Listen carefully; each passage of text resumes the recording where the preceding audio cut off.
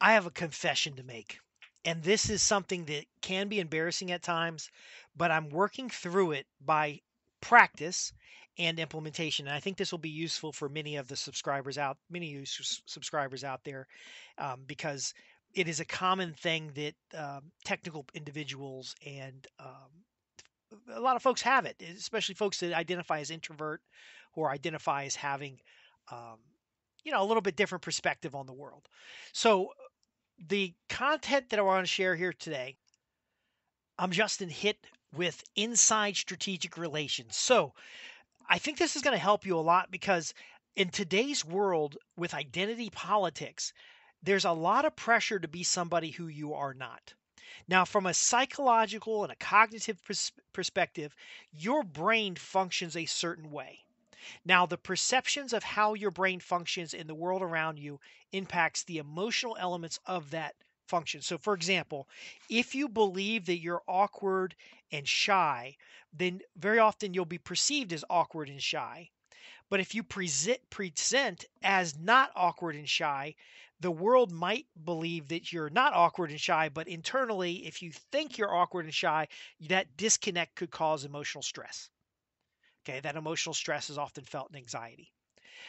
In the case of someone who always tries to save face, they may lie in order to not look bad. These are negative behaviors. Now, it is possible that if you're working on yourself and you're practicing a skill, so you say to yourself, look, I tend to be shy, I don't want to be shy, and I'm going to practice the skill of communications so that I can interact with people and be less shy. That's actually a very positive thing, as long as the activities you're taking are designed in such a way to improve that skill set. Now, unfortunately, with social media, with a lot of the things that we have going on today, there is a pressure to be somebody in the social media platforms that you are not in real life. Now, what do I mean by that? Have you ever met a YouTube celebrity or somebody who's on who does a regular broadcast, and then and you realize they're kind of boring. They're not really as exciting, and that's because they get the benefit of color grading, they get the benefit of editing, they get the benefit of having a script. And when you meet them in person, they don't really have anything to talk about, and it's kind of weird and it's kind of awkward. And you're like, oh, that was interesting. The celebrity is not quite what you expected them to be. That is a problem today because with technology, with audio filters, with a lot of different things, you can be much more impressive than you actually are in real life. However, I want to argue is that who you are, your authentic self, is actually the most interesting part about you. So many of us portray a certain character to the public, but inside we're challenged, we're struggling, we're frustrated. Sometimes we fear that the smart outside person that everybody sees in a workplace is actually a fraud or a failure. The problem you're having at home is a failure of you as a person rather than a situation that could be caused by external factors. Like during the whole COVID bit, I had quite a few people writing in about how their relationships with their family were failing. So they were heroes in business because they were able to do what was necessary in this troubling time, but their family relationship was failing. Now, I am not someone who can give you advice on family relationship. I even snicker there a little bit because I would recommend a highly qualified family counselor, or you speak with somebody at your church, um, because everybody has their faults in personal relationships. Our focus here is primarily business relationships, and what I figure is if the business relationship is generating the resources necessary to support your family and you're able to be a good steward with those resources, that at least you'll have uh, the ability to hire somebody that knows what the hell they're doing in your family life. But if your family life is having problems, yes, it will impact your outside world. So, what my confession is that I've been doing podcasts for probably 5 to 8 years now. And that's the big push on podcasts. I've actually been doing public speaking, audio recordings, and events before kind of podcasting was popular, for more than almost 20 years now. But I'm doing it as a therapeutic outlet rather than trying to make any money.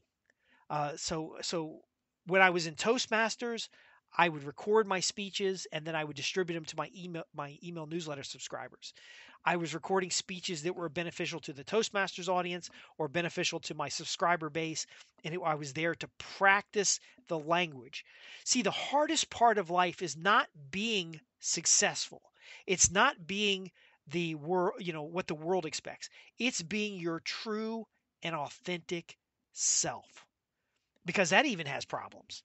What if you feel like you're not really a good person and being that person just amplifies bad behaviors? What if you feel like you're a failure? What if you feel like you haven't really done good by your family or the things around you? And now you're facing depression and anxiety, fear. My argument is, though, that your authentic self is that aspirational self. Where would you like to be in the next year, the next 5 years? And as long as you're doing the things necessary in your life that are moving you towards your authentic self. In some religions, they call this enlightenment, the understanding of yourself and the world around you, your connection with God, your connection with your creator, your wellness with your family, your wellness with your community. In other cultures, this is how you present yourself. Do you follow the standards of the culture or your community? Now, in some cases, the cultures of community have massive fault and mistakes. So I tend to guide clients towards that authentic self of their personal aspirations in a goal setting environment. I learned this from Zig Ziglar. He had his diagram on a paper, and he said, you don't just make money goals. You have goals for your family relationships. You have goals for your business. You have goals for relationships with your children. You have goals for education. And all of those things together make you a more complete person. And so what I'm trying to do, and this doesn't make me a good person or a bad person, is try to be the very best person I can be. And that's what I hope of my employees. That's what I hope of my peers. That's what I hope of the people around me, that they can be the very best person they can be. Not shaped by market pressures, not shaped by community, but shaped by their relationship with their selves. Now, this is a lot harder than it thinks. When I do a video presentation, I have a lot of anxiety. When you look at the monitor to see whether or not you're still in frame and stuff like that, I notice my eye twitched a weird way, and I'm thinking about it. I'm like, oh my God, my eye twitched weird. What the hell's going on? My eyes aren't quite looking at the camera. Oh my gosh, what's going on here? Is my sweater the wrong sweater? Is that a stain on the front of my sweater? I got all that going through my head. The ability to quiet your mind and focus on the task at hand is more powerful than these slight distractions. So again, my confession is that I am not going to be popular. I'm not going to be perfect. I'm not going to be able to deliver the expectation of everybody on my list. But as long as I'm able to better myself each and every presentation, to do good and honorable things. See, one lesson that we've taught in the past is about facts. Facts are facts. They can be tested. They can be proven. They have sorted incredible evidence. You're able to the facts are the facts, whether or not everybody believes that they're fact. That has more long-term value than anything else. So I'm going to share a little few things about myself, and I actually have a diagram in front of me that I wrote these out. And this is an exercise that I encourage you to do because, again, you won't always be accepted. Now, this lesson came from some of my Jewish friends who were more orthodox than traditional, or even what's commonly considered, and some of their behaviors and mannerisms were actually heavily criticized by society. And rather than screaming anti-Semitism or some reaction, they thought to themselves, "Who am I accountable for?" And so they described this to me, and I built on this lesson as well as some other lessons. They described to me that they are accountable to God, to Yahweh, to the creator of the universe, not to the people around them. Now, I'm not going to make this a religious sermon, and I'll give you some other examples too, as well as an imam that I recently heard a presentation from. This is not meant to be a religious presentation, but who are you accountable to? Are you accountable to the world around you, to the peers and whims of the world, to social pressure, to even political systems? Are you accountable with the one thing that you live with all your life and the judgment of your passing? Now, even if you're an atheist, um, the God within you, the spirit of the world, the universal truth, are you accountable to that? Or are you accountable to whether or not the person at the McDonald's or the person in the drive-through or the person who bumps into you in the street? Now, we do have some accountability that we want to serve our fellow man because the people around you are the source of all your wealth. That's again why we talk about mutually beneficial business relationships. In business, it's acceptable to make deals. In your personal life, not so much. So your spouse, you need to have cooperation with your spouse. You need to have understanding with your spouse. You need to be able to invest in listening to your spouse. And there's it's going to be a different challenge than in a business environment where you can choose what customers you want, which customers you don't. However, every choice has consequences. Every choice has the pressure of public opinion. Now, in today's society, at the time of this recording in 2023, society can cancel you for staying true to your beliefs. Now, I firmly argue that I don't care what your beliefs are. I would just rather know what they are than have to guess.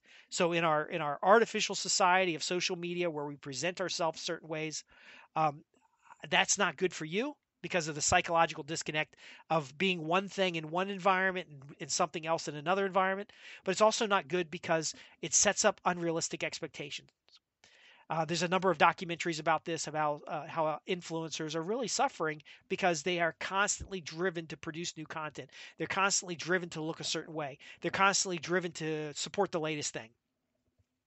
But if you go the other way and you do what you believe to be true and right in your own religious beliefs, so for example, this particular imam I was listening to talked about why he doesn't shake hands with women. Now, a rabbi also spoke of this, but in Orthodox religions and some religions, a male will not make contact with a female who is not related to them or otherwise engaged with them in a relationship.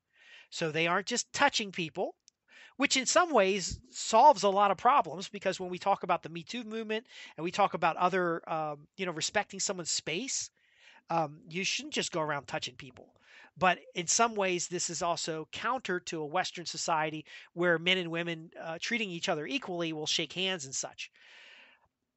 This person faces verbal and emotional pressure from others to shake hands with women in professional settings because that is what is expected of society. And this gentleman explained why he doesn't shake hands with women, even in business environments, even if it's expected of culture, because his commitment to his God through the Quran is that he does not touch, out of respect for the woman, another woman that is not within a familiar relationship. And that even when he does touch a woman in a familiar relationship, he does so with respect and duty. So the touch he may offer his wife in a private situation would be different than the touch he may offer of his mother or his sister. This is very important to understand if you want to both be more accepting of other people and be more responsible in your own life, but ultimately is a decision that when you make it can be difficult. So, for example, I choose natural hair and grooming. Now, I have red hair.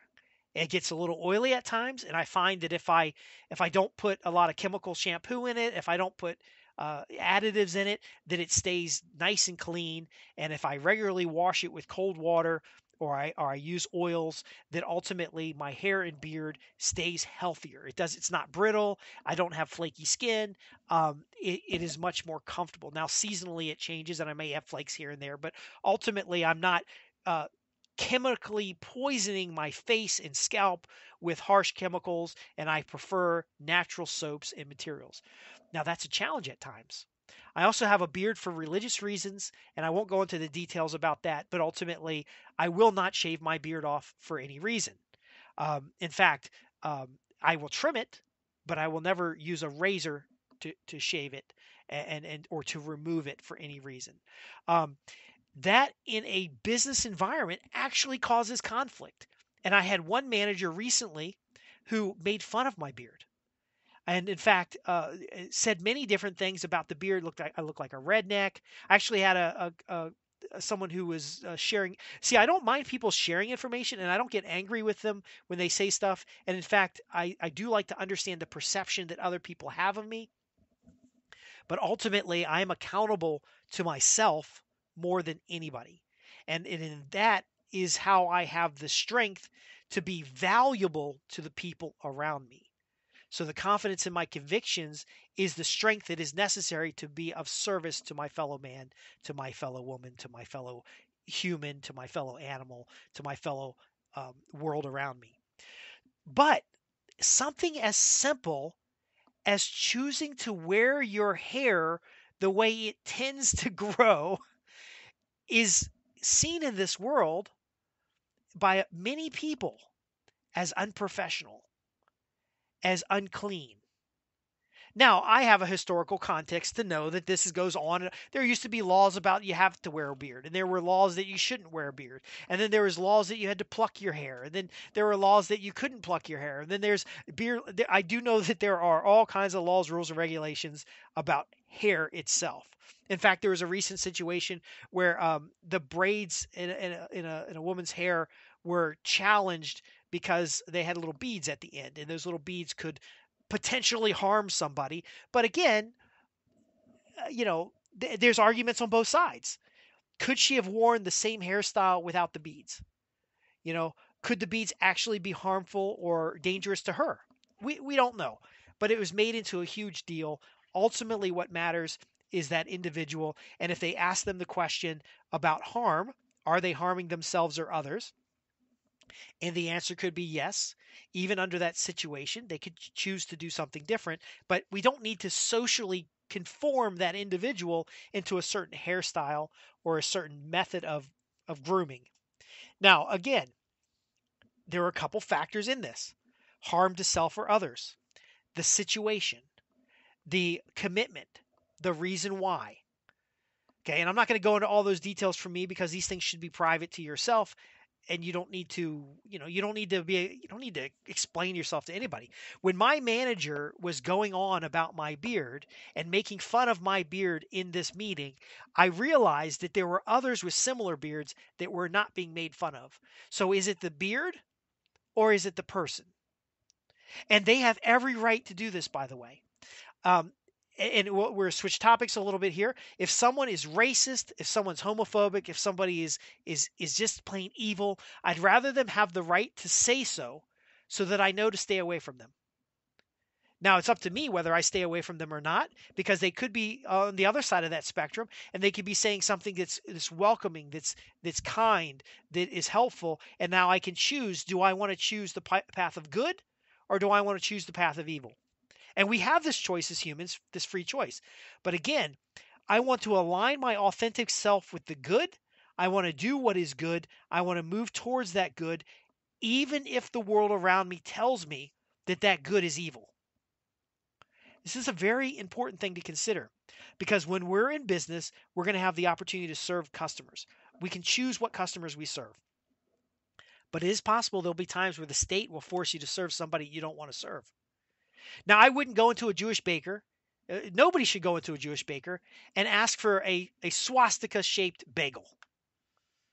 That's insulting. But I'd want somebody the right to be able to go in and ask that. And I want that business to have the right to be able to say no. There should not be a government agency. There should not be an organization that is going to force that transaction either way. Because I'd rather know that somebody has an idiotic request and that I'm able to say no to it than having to accept an idiotic request and having to say yes to it. I know this is not necessarily a popular opinion, but again, I'm doing this podcast for me and my close associates. If you happen to get a chance to listen to it, that's great. If there's something of value here, I hope you'll let me know, and hope you might even join the community that we have here. But again, you want to find out where you fit in rather than changing so that you fit in.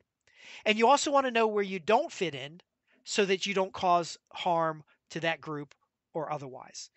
I have had the great fortune to meet all kinds of incredible people. Those incredible people I spend more time around than the people who I find not to be very interesting or not to be very interesting is probably the wrong word, but I have met actual racists that were in the Ku Klux Klan, and I their conversation was enough to tell me I don't want to hang out with those people. I've also met black nationalists that I didn't want to hang out with, but both of those people I will watch their media as far as to understand what their thoughts are because I have a fascination about sociology. I have a fascination about how people interact. My point being in this confession is that by being my authentic self, I'm more able to listen to people because very often you'll find the most hateful people as well as the most loving people have points of common interest. And this is powerful. Not that I'm saying that people should become more centrist, but when you can understand the person who you're talking with, even if you don't agree with them, you can have more harmony and more peace. And very often they'll turn around to see your way, and you might turn around to see their way, but neither of you will find the extreme appealing. This is very important to understand. See, if we're in a world where everybody's putting up face and they're presenting themselves on social media, they're presenting themselves in business, and that is not their authentic self. Like for example, I knew a coworker that's pretty conservative, and they would involve themselves in extremely left side leftist conversations and agreement, but in private say that they felt shame, that they felt like they'd lose their job if they didn't agree with the conversation, that they would, you know, not get a promotion at work. And so, yeah, they had to say these things, but they don't believe those things.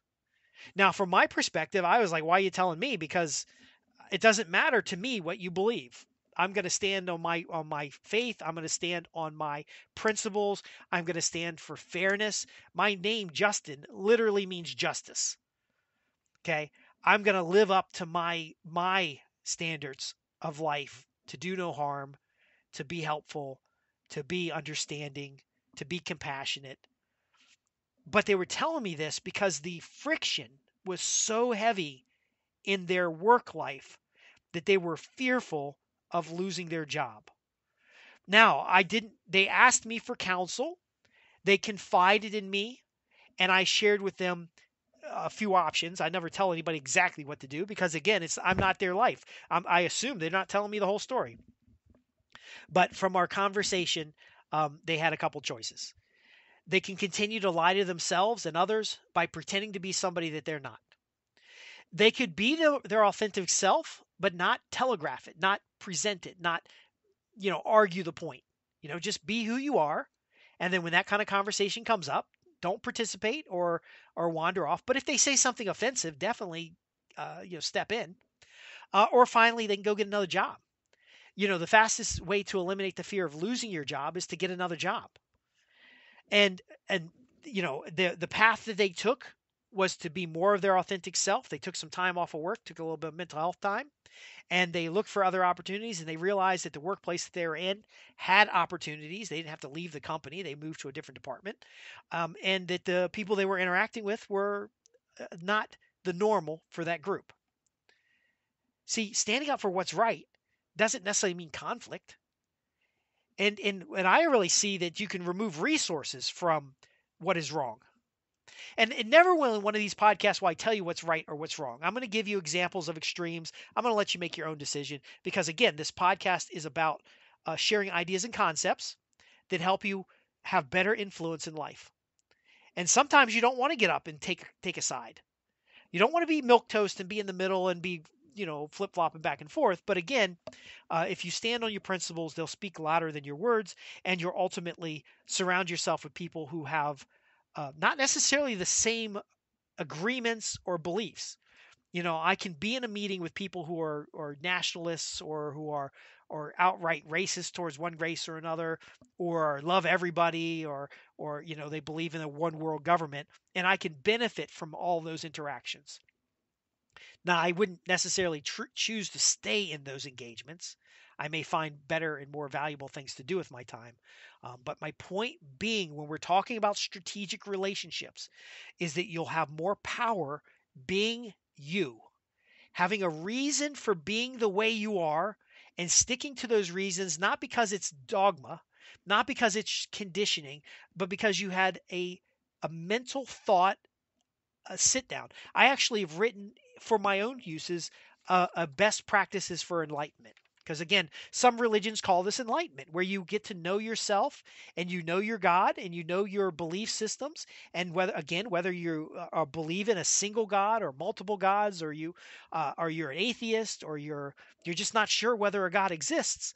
There's some moral standard that you hold yourself to, and if that moral standard is loose as a goose and open to interpretation, and you got this moral relativism, and you're one person in one situation, another person in a different situation, your brain will suffer from this. You'll have you'll not know who you are. You'll have a midlife crisis. You'll be frustrated. You'll not know who you can trust or who you can't trust. But again, if you find that base of morality in your own life, and you stick to it. And then you constantly question it with study. Now, me personally, I study the religions of the world, and I look for commonalities between the religions of the world. That's my basis, because the religious texts can speak to me without any arguing.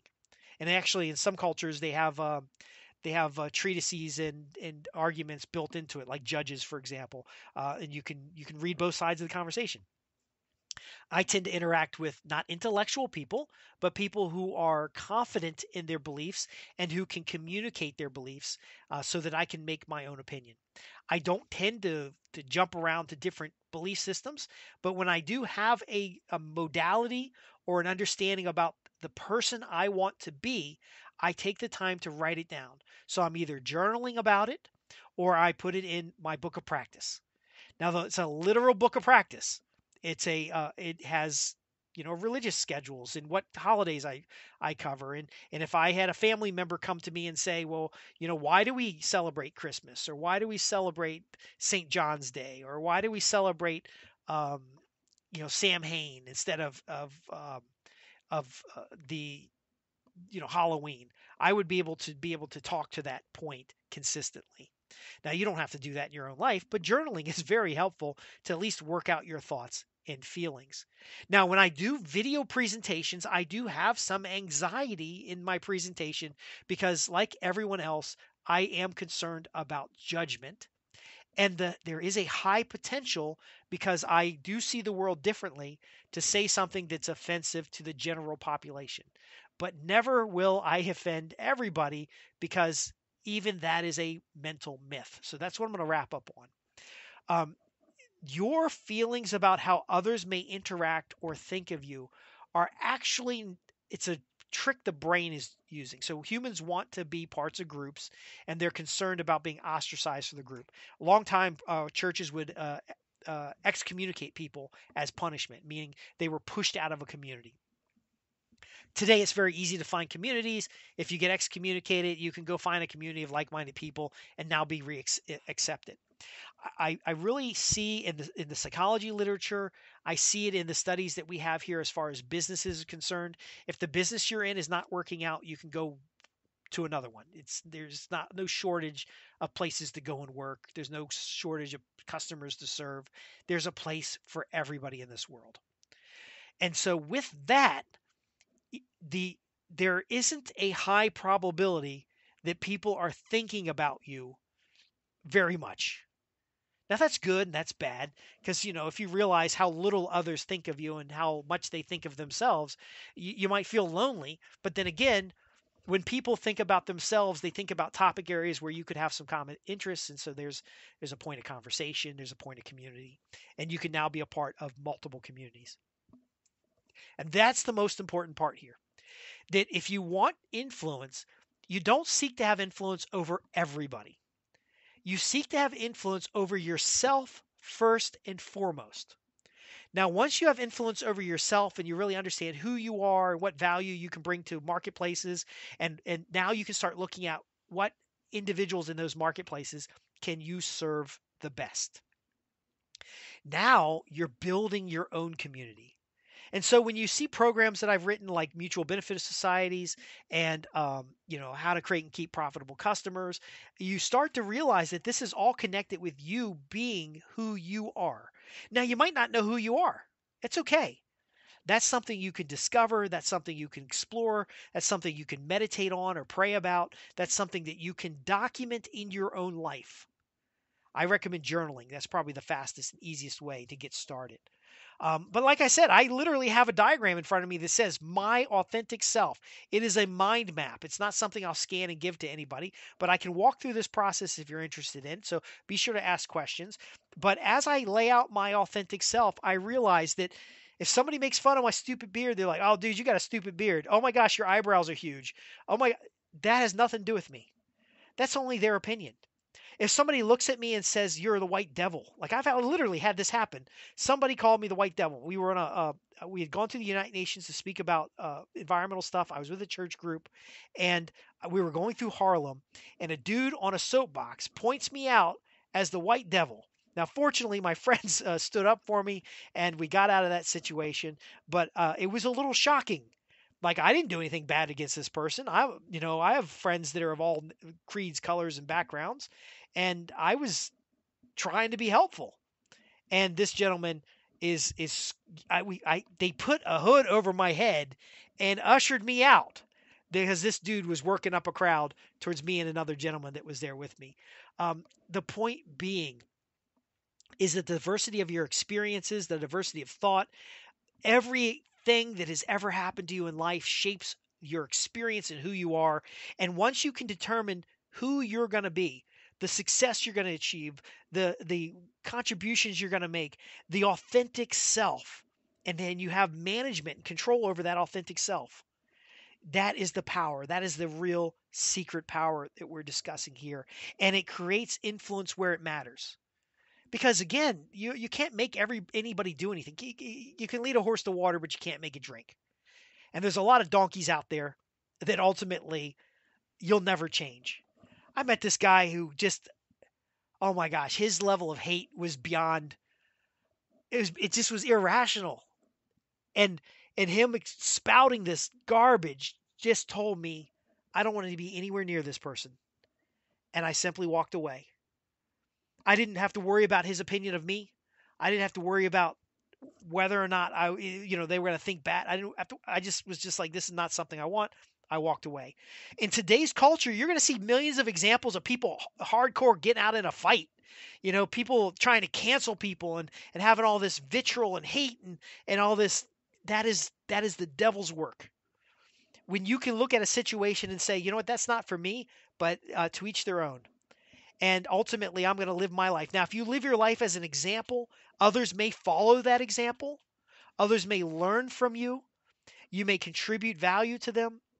But ultimately, this world is too complex for you to be something you're not. And that opinion is really up to you. And if you have issues about self-esteem, if you have issues about self-image, there are, get with a counselor, get with a pastor, get with somebody who you can talk that out, get with a good and trusted friend. Because those are serious issues. Your mental health is very important, but you are worthwhile no matter who you are or how you express yourself. You are a valuable contributor when you find the strengths that you have and seek the audience into which you can contribute those strengths. And every person matters. There's no one race or creed that matters more than another. That we're all human, and we're all one with the environment. We're made of the same materials across the spectrum. And at least we can show people individual respect. I'm Justin Hitt with Inside Strategic Relations, and I've shared with you today kind of a confession. Yes, I have anxiety when I present these videos and when I interact with people because there's a level of what I'm expressing that is contrary. But every time I run across somebody that has a similar belief system or who has thought out their position and has a sincere belief system, even if it is not similar to my own, that I find hope in humanity that we can all get along and that we can discover ways to help each other and to be of value in the marketplace. Now, I go a step further and document these things and share them here on Inside Strategic Relations and in my other newsletters and publications. And I hope what I've shared today has been of value to you. Now, I know this is a personal topic, so I'm not asking you to put comments in the subscription in the message thing below or anything. But if you want to ask a question or share a comment, you can reach me at www.insidestrategicrelations.com. Just simply go to the contact page and ask your question there, and I'll have a private conversation with you over email. And we don't have to get into specifics about anything other than just answering your question. And if you want to learn how to use these strategies to create influence in business, to promote ideas and concepts, because some of these concepts do work very well in changing people's opinions or their behavior, then you want to go to www.insidestrategicrelations.com and consider joining our newsletter to become a part of what we're doing here, because there is some amazing things that can be done with this social and behavioral. Uh, I'm going to say science rather than technology, because human behavior is measurable, it is monitorable, and it is extremely malleable. Now, you can resist all this malmutation, which is the first word that came to mind, by strengthening your authentic self. And I hope you've had some value out of what I've shared today. I'll see you in the next podcast. Again, be sure to subscribe to what we've got here. We've got hundreds of episodes, and ask your questions, because that is the guiding force of the information I share.